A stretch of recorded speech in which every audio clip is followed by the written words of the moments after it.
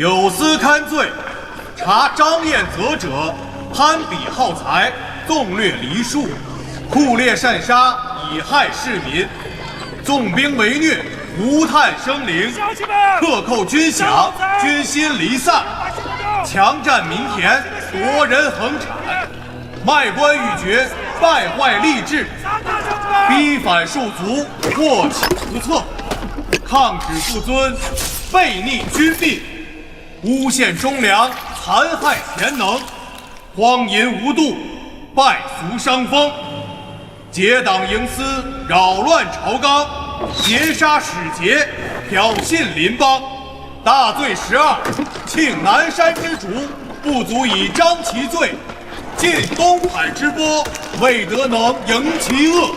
拒特大奸，朕起令5刑之诛，着即荐送北市，明正典刑，祭扬名誉，告谕四方。张彦泽是契丹天子颁下明诏，明正典刑，汴梁城军民皆是见证。昭昭史册之上，将来也会这样记述。可惜了钱家九郎，一腔忠勇。乱世，人命卑贱，活着比什么都好。要舍得出来吗？不急，殿上失仪并非小罪，好生将养着他，莫要让人看到他，也莫要让人想起他来。可谓是替吴越前世押对了宝。死了这么多人，就为了一个保局吗？天下如棋，天下如局。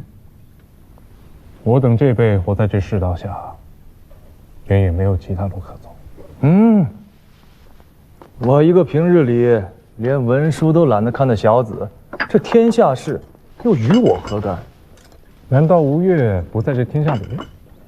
吴越国主是我家王兄，我虽挂了个衙内都指挥使的差事，不过是循例而已。晋国大事，从来不肯一闻。这汴梁城里谁做天子，与我这个闲散番子又有何干系？九郎是不愿向刘令公称臣。我刚不是说了吗？吴越国事我说了不算，便是称臣，也是我6哥7哥来称，轮不到我。令兄称臣，已由水丘使君代行了。那君贵兄此番来找我干嘛？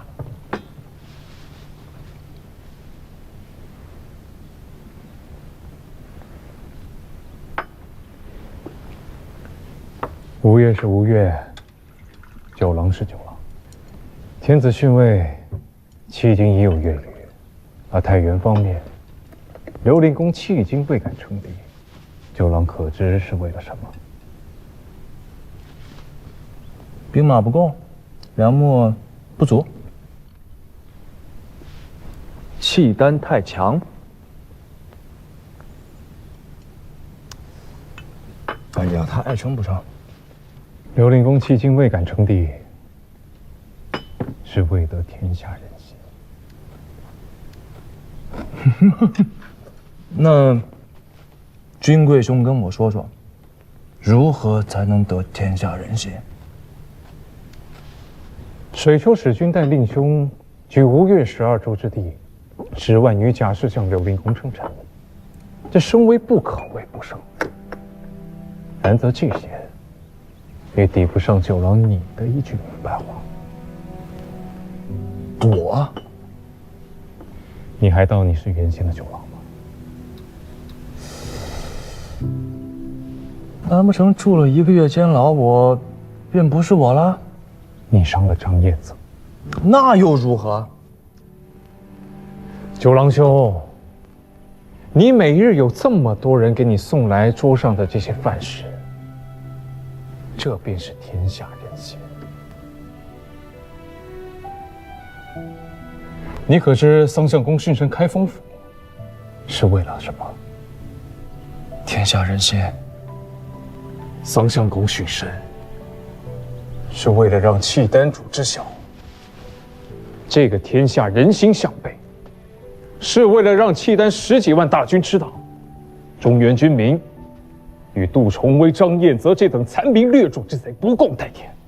京师上下皆恨不得食其肉，寝其皮，可真敢当着契丹天子的面亮了刀呢？唯九郎一人耳。所以现在，你便是天下人心。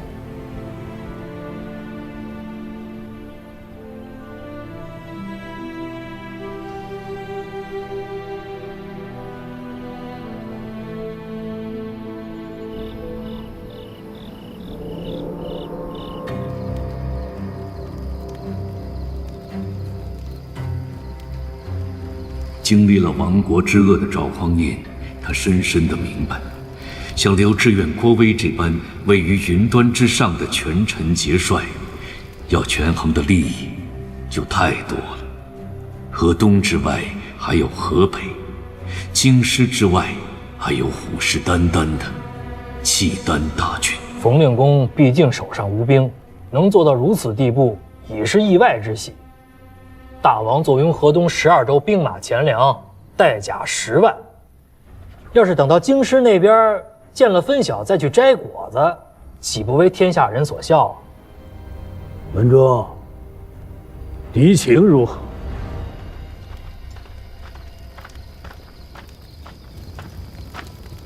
永德见过太尉。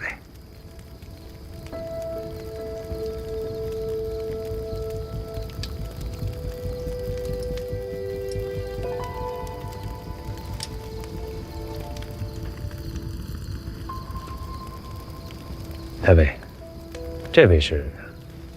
这是步军司新任斥候衙衙刘景业，也是某新收的明灵遗孙，由北面的锦旗军警来禀告大王。开门。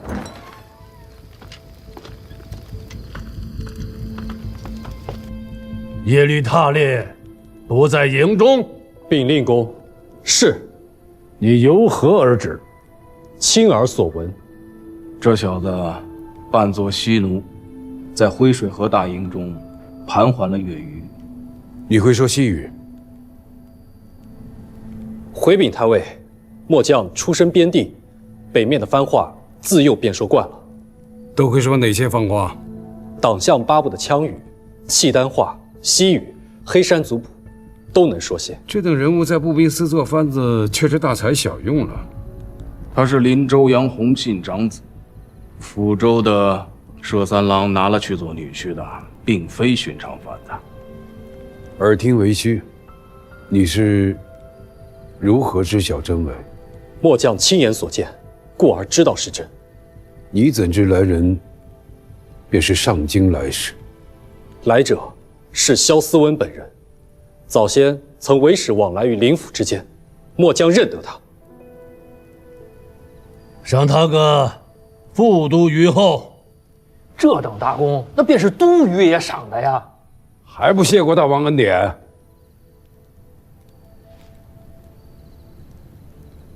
末将谢过令公恩典。下去吧。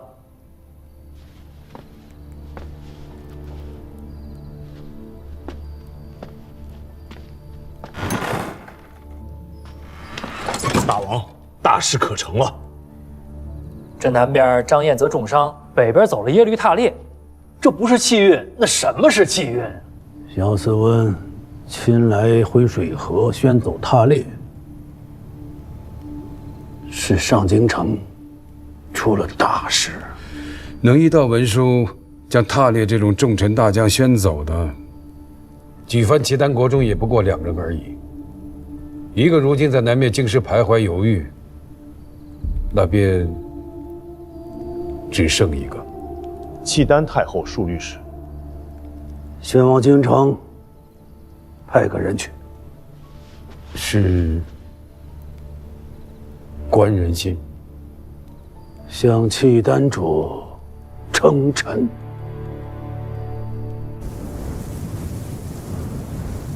太后把云州的踏猎调回上京，这是在提醒陛下，该北归了。南朝大事已定，臣请陛下回师。汴梁这边总该留一个能做主的人。陛下若不欲立杜某，太原刘知远便是不二人选。臣请陛下速做决断，以安内外一句。便是摁上金花银枕，也得选个想睡觉的。太原那边到如今连道成臣的表彰都未曾送达，急吼吼的宣立刘氏，倒仿佛国朝的天子名位一文不值，求着他做一般。陛下与我朝的颜面何存？你陛下。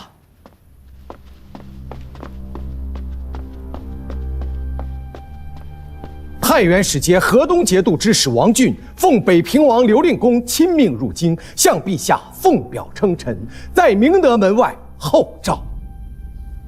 王秀峰在明德门外。苏元熙、郭威没有请来。使团一行以王知事为首，未曾见苏观察和郭太尉。你下去吧。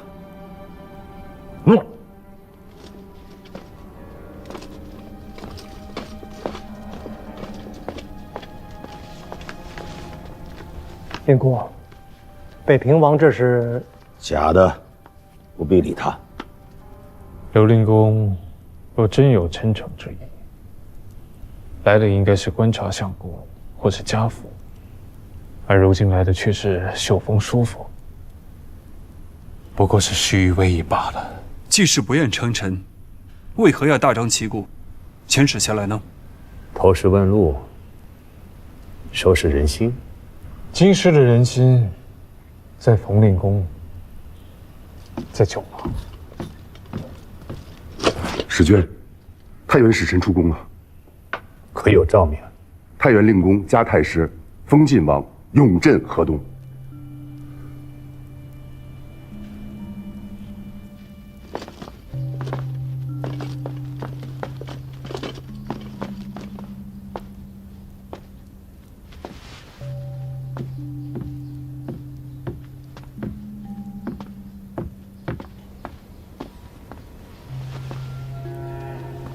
陛下，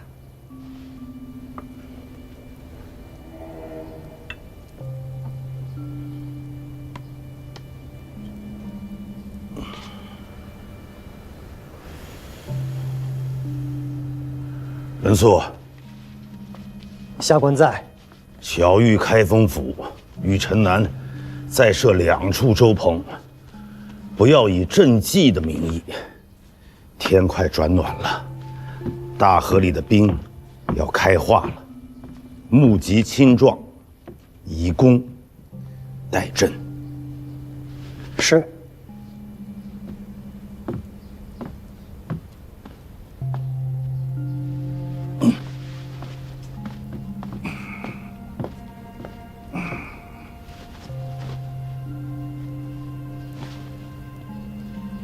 不攻了。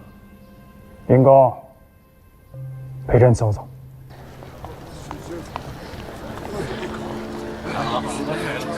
这边可以领。多谢。办公室有10万人，汴梁城里没有10万人。京畿12县，唯陈留1处陈园还算完整，却也没有人了。天寒地冻。寒门小户没了口粮，便只能背井离乡，朝着京师来讨口吃的。这才刚刚开始。怎么讲？天气渐渐回暖，往岁今时，朝廷以划拨种粮筹措春耕。今年库房的存粮、种粮都在兵士和流民的肚子里了。误了节气，便不用再盼收成了。这些百姓当下还能在此讨口粥食，勉强度日。再过2个月，库房的存粮都吃光了，他们终归都要饿死。令公总揽汴梁军政，这难道不是令公的分内之事吗？惭愧，冯道难为无米之炊。内外库食皆在令公手中，令公到底缺什么？冯道一介昏聩老朽，食不足一盏，寝不过一榻，老朽什么都不缺，缺的是他们，是天下。缺什么？缺一个朝廷，一个丰年能平价收粮，灾年能施粥赈济的朝廷，一个春时播化种粮，夏岁修治河工，秋月积领仓石，冬日赈济寒士的朝廷。这些百姓啊，时至今日，菩萨也不能让他们活，唯有你能让他们活着。令公可是肺腑之言，你能做得到吗？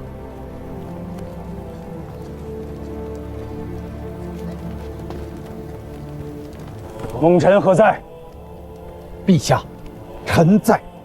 小玉恭迎内外，南北各臣，自即日起，大河以南不可再打草谷。各军所需，皆要记录在案，誊表造册，上奏公帐决断。臣奉诏。令公，可否？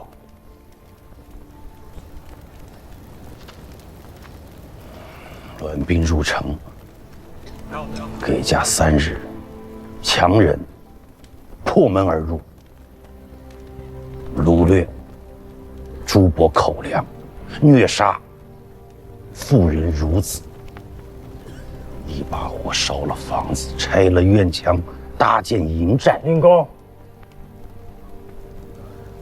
此乃张彦泽之罪，还是朕之罪？陛下言重了，但此时你说上一句不抢了，不杀人了，就可以了吗？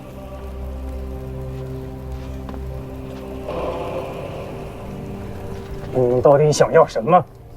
谷麦30万斛，种粮3万斛，你有吗？没有。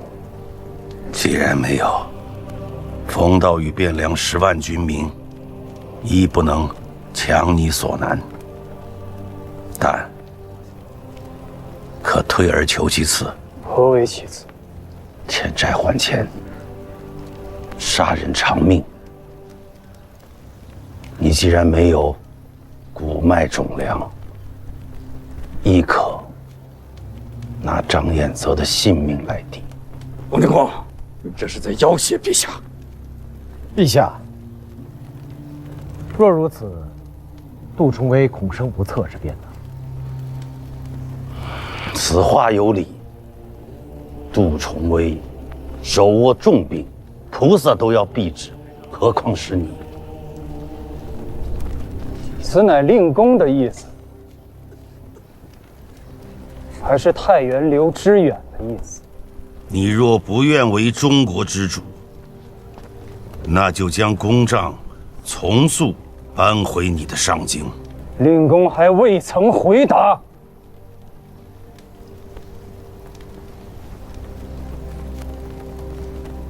心怀天下之人，不会问这样的问题。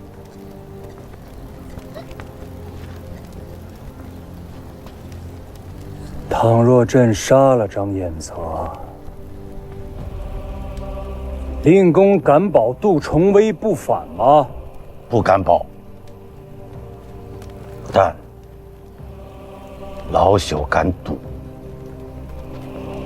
杜重威身在腋下，